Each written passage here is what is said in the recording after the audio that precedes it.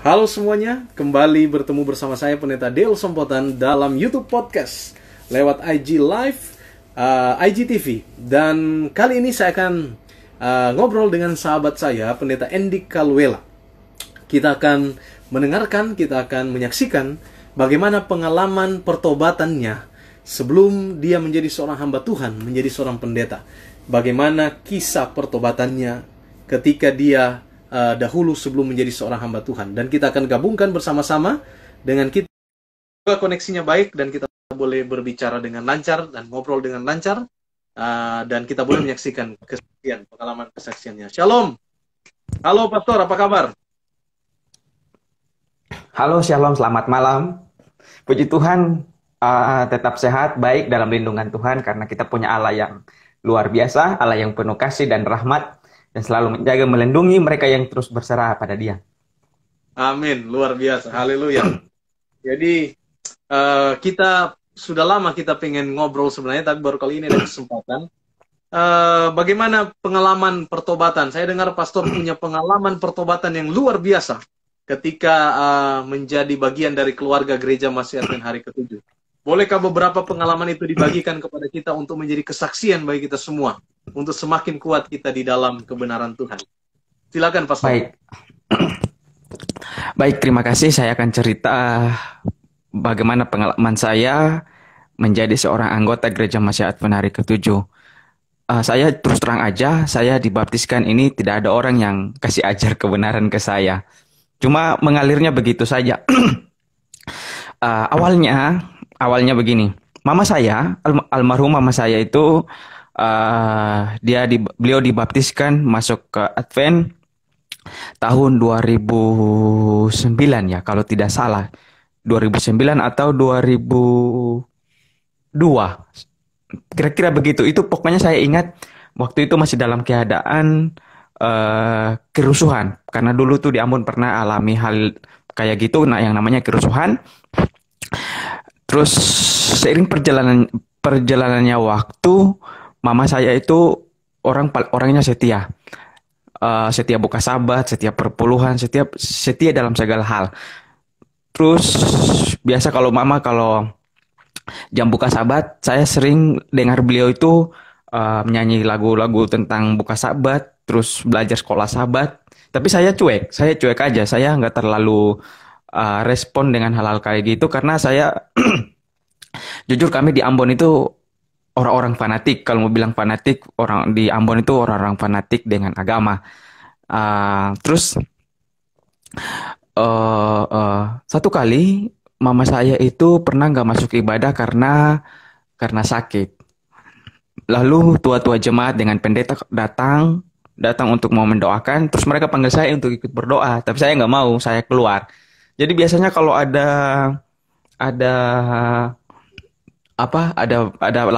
perlawatan dari gereja, mereka ajak saya untuk ke berdoa sama-sama. Itu saya nggak mau, karena saya juga dulu di gereja saya sebelumnya, kami itu kalau di Ambon bilangnya GPM, Gereja Protestan Maluku. Kalau di Manado bilang GMIM, Gereja Masih Injil di Minahasa ya. Ya, betul. Nah, saya di gereja saya sebelum, saya juga orang paling aktif dalam hal-hal kerohanian. Saya aktif sekali. Terus saya juga pernah dulu jadi ketua remaja, karena ada jenjangnya kan. Ketua remaja, pernah jadi ketua pemuda ini untuk ke pemuda untuk ke apa? Gereja sebelumnya Gereja ya. Iya. Tapi di pembagian begitu, kami bilang sektor atau wilayah-wilayah begitu. Nah, jadi setiap ada kegiatan-kegiatan juga saya aktif banget. Saya aktif di dalam kegiatan-kegiatan kerohanian, kegiatan orang muda begitulah. Dan kami banyak kegiatan dan saya aktif di situ. Nah,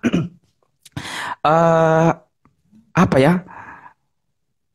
Pokoknya almarhum mama saya perhatikan.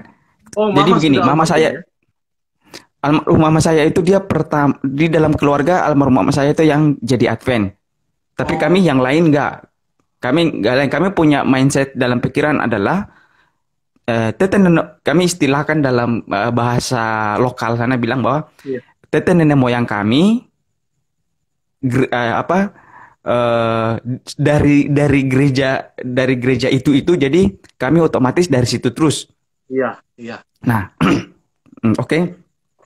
Lalu singkat cerita satu kali apa namanya? Waktu tamat SMP tahun 2000 berapa ya? Kalau tamat SMA 2011 berarti tamat SMP tahun berapa ya? Saya lupa. 2009. Ya, kira-kira begitu ya. Waktu tamat SMP, mama saya tanya, mau sekolah SMA di mana? Mama saya dia bilang bahwa kalau Advent ada sekolahnya. Dia punya universitas juga ada. Tapi saya nggak mau karena saya sudah berpikir bahwa kalau mama saya ajak saya masuk di sekolah Advent, otomatis dia pingin saya ini masuk Advent, baptis masuk Advent maksudnya. Saya bilang saya ini mau pilih di apa kalau di Ambon itu kan ada sekolah-sekolah favorit kan, ada SMA 1, SMA 2, ada SMA 6. Saya bilang saya pilih apa sekolah favorit yang terkenal lah begitu. Saya bilang saya mau pilih SMA 2. Saya tes tembus. Tapi tiba-tiba ada teman-teman saya ajak kita masuk STM aja. Habis itu saya pergi tes di STM, ambil jurusan listrik. Tembus. Tiba-tiba ada teman juga yang ajak. Kita masuk aja di SMK. Yang di SMK namanya SMK 5. Situ ada jurusan komputer. Jadi saya pergi lagi di SMK 5. Tes, tembus. Tiba-tiba ada teman ajak, "Wes, kita masuk aja di sekolah negeri, nggak usah SMK." Nah, terakhir saya masuk di SMA 6 namanya, SMA Negeri Ambon. Nah, satu kali saya sudah masuk sekolah di SMA 6 itu, lalu sudah mulai ikut proses pembelajaran semua, dan kebetulan kan ada kelas-kelas yang khusus kan, kelas-kelas khusus. Nah, saya waktu tes saya dapat masuk di kelas khusus. Dan tiba satu waktu untuk pembayaran. Tiba-tiba uang mama saya itu hilang. Uang mama saya hilang itu akhirnya mama saya bilang, kalau mau masuk di sekolah SMA Advent Maluku, pembayaran masih di-excuse begitulah. Oke lah, saya nggak apa-apa. Padahal saya sudah kecewa sekali.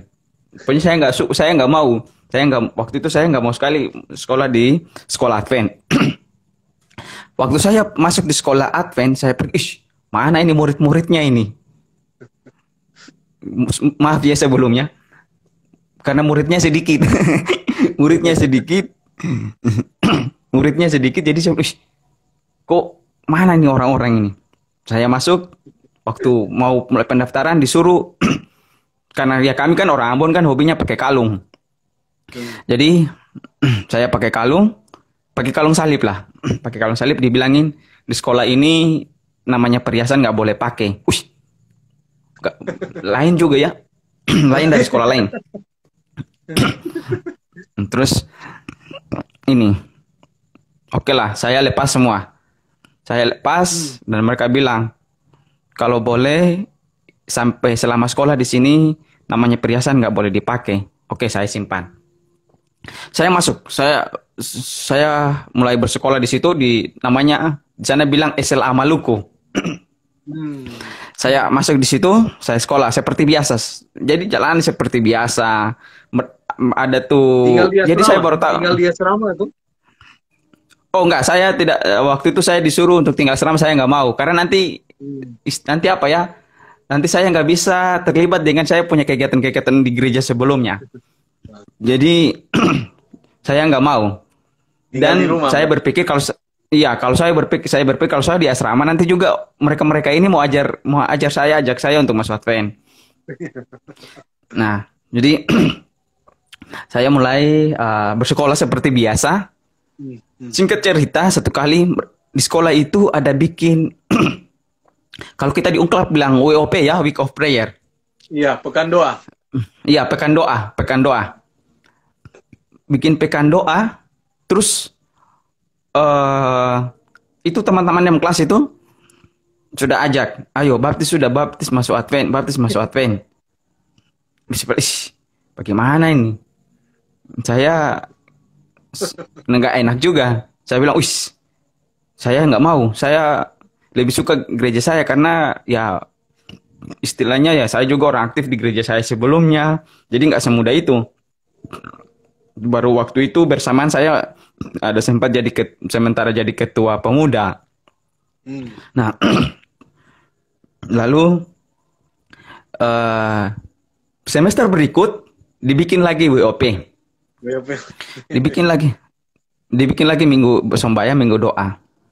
Dan karena saya sudah akrab dengan teman-teman yang ada di SLA situ, SLA Maluku, dengan guru-guru di situ, ternyata beda. Waktu saya di sekolah negeri, kami itu paling takut sekali sama guru-guru kami.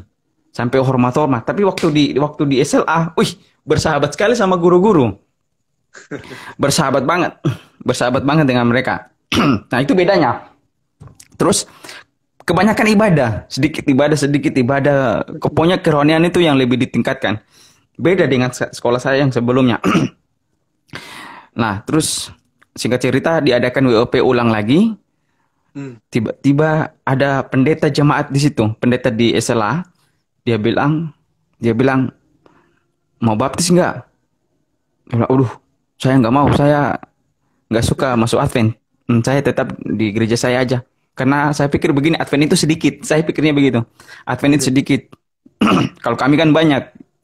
Orang-orang Protestan kan banyak. Tapi, waktu buat panggilan saya maju. Puji Tuhan. Waktu buat panggilan saya maju. Saya maju dan teman-teman saya itu kaget.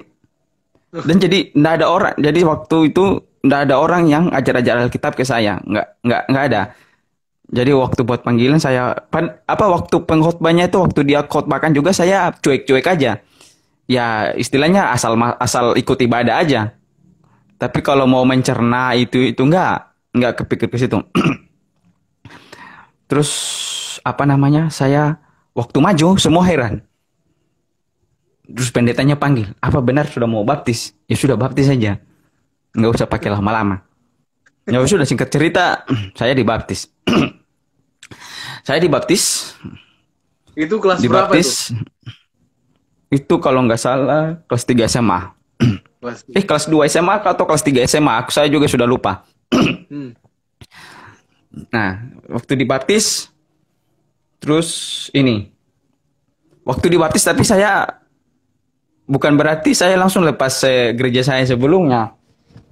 Karena saya juga malu mau bilang ke teman-teman saya bahwa saya sudah bukan GPM lagi, Gereja Protestan Maluku. Malu juga. Jadi saya ibadah dua hari. Hari Sabat dengan hari Minggu. Bahkan ada kegiatan-kegiatan di hari Sabat saya ikut. Ada kegiatan-kegiatan di hari Minggu saya ikut. Karena kami waktu itu pemuda Gereja Protestan Maluku ada kegiatan menjelajah begitu di hari Sabat. Jadi teman-teman saya yang di Protestan bilang, ayo Endik, siapkan kita akan ikut kegiatan menjelajah. Jadi hari Sabat itu saya ikut kegiatan menjelajah. Saya masih makan. Ada teman saya. Jadi saya punya teman itu kebanyakan bukan Advent. Jadi mereka ajak. Jadi waktu makan kita makan makan daging babi, daging anjing itu biasa. Saya hari pertama dibaptis, besoknya saya masih makan daging babi, makan daging anjing. Tapi selama saya di Protestan sampai saya masuk Advent, saya ingat saya merokok hanya 3 kali. Itu karena diajak teman. Merokok cuma 3 kali. Tapi waktu masuk Advent, 3 kali itu SMP 2 kali, SMA 1 kali. Pas selesai baptis, ada teman-teman ajak ngumpul-ngumpul. Ya biasa malam minggu, jadi mereka kasih rokok, jadi saya isap. Singkat cerita, karena kegiatan pemuda di Advent sudah banyak, terus saya kebanyakan dilibatkan, akhirnya perlahan-lahan saya tinggalkan itu Protestan. Saya tinggalkan itu apa, gereja saya sebelumnya, karena saya berpikir saya sudah dibaptis, saya sudah masuk di kebenaran yang baru. Oke, tamat SMA ini mereka bilang, kami punya guru, dia bilang di Indonesia ini ada dua universitas Advent terkenal dan maju. Satu di apa, Bandung, satu di Manado. Tapi saya langsung berpikir, Manado aja, ngapain di Bandung? Karena kita pikirnya kan, oh di Manado ada cewek-cewek cantik. Pikirnya begitu kan? Oke. Pikirnya begitu. Jadi langsung ke Manado. Apa di Bandung nggak langsung nggak kepikir itu. Pikir aja Manado. Ya, langsung ke Manado. Ke Manado awalnya itu mau kuliah perawat. Awalnya itu mau kuliah perawat. Tapi teman-teman saya itu bilang kamu tuh nggak cocok kuliah perawat. Kamu nggak cocok karena basicmu tuh kebanyakan, karena waktu di SLA disuruh berkhotbah, disuruh ini karena dari kecil kan sudah aktif dalam hal rohani toh. Jadi di SLA apa disuruh bawa renungan, bawa berkhotbah, ngajar sekolah sahabat, ya beranikan diri. Jadi teman-teman kasih support tuh kebanyakan ke kuliah pendeta. Tapi waktu ke Manado langsung ke rumah sakit Advent Manado, ikut tes ya.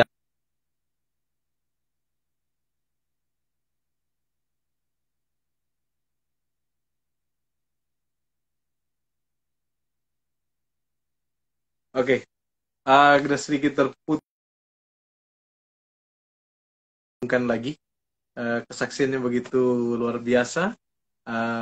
Bagaimana pengalaman pertobatannya, dan kita coba akan gabungkan kembali lagi. Mungkin jaringan agak kurang baik. Oke, sebentar belum muncul.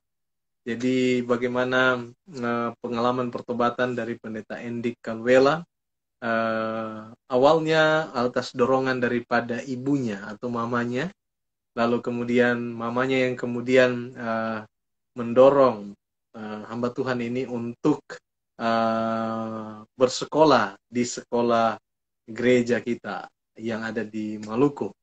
Lalu setelah bersekolah di sekolah gereja sana, kemudian hamba Tuhan ini mengikuti beberapa rangkaian acara seperti pekan doa, beberapa kali diikuti.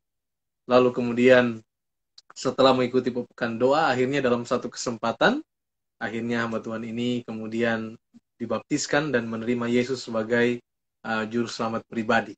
Dan kemudian ada pergumulan yang terjadi setelah dibaptiskan, ada pergumulan yang terjadi, dan pergumulan itu kemudian membawa ke dalam satu pertumbuhan iman. Ya, tadi disebutkan walaupun tadi sudah dibaptis masih tetap bergereja di gereja yang pertama, lalu kemudian bagaimana masih makan babi, makan anjing, dan lain sebagainya. Tetapi kemudian dengan pertolongan Tuhan, semua itu akhirnya bisa ditinggalkan setelah tentunya memahami dan menyadari kebenaran yang baru yang sudah diterima dan